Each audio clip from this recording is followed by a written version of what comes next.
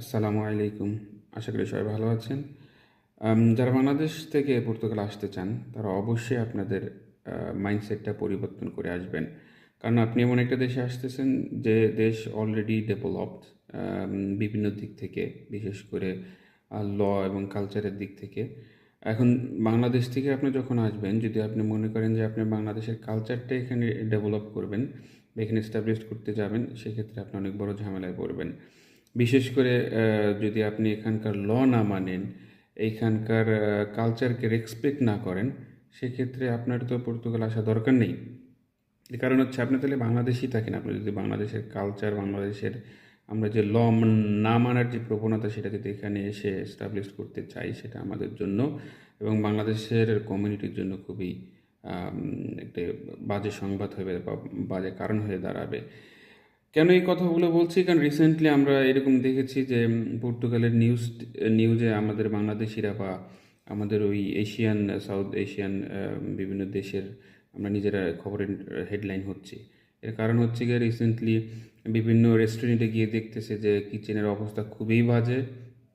বিভিন্ন ধরনের তেলাপোকা হাঁটতেছে খাবারের উপর দিয়ে, বাট ওই খাবারগুলোই আবার বাংলাদেশি বা ফরেনাররা যারা খেতে চায় তাদেরকে খাওয়াচ্ছে, যেটা একদম বাংলাদেশের সেম কালচারটা যেটা মানুষের বর্তমান বিদ্যমান আছে।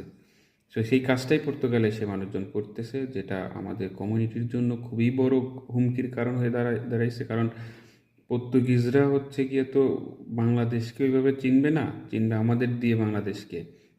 কারণ পর্তুগিজদের বা এখানে যারা আছে তাদের এত সময় নেই যে রিসার্চ করবে।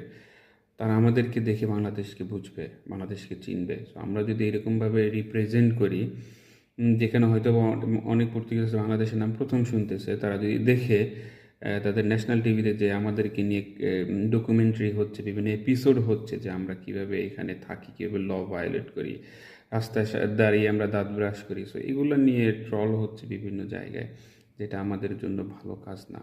তাই আপনি যখন আসবেন পর্তুগালে, দয়া করে আপনার মাইন্ডসেটটা চেঞ্জ করে আসবেন। ল মানার প্রবণতা, এখানকার কালচারকে রেসপেক্ট করা। আমি বলতেছি না এখানকার কালচারে আপনি চলে যান, ওরা মদ পান করে, আপনি মদ পান করেন না, দরকার নেই। আপনি আপনার মতো থাকেন, তারা তাদের মতো কালচার করুক। আপনি জাস্ট এদের ভালো দিকগুলো মানেন। এখানে যত রুলস আছে, আপনি রাস্তা পার হওয়ার সময় রুলস মেনে পার হন, রাস্তা গাড়ি চালানোর সময় রুলস মেনে গাড়ি চালান, তো এগুলো তো ভালো দিক।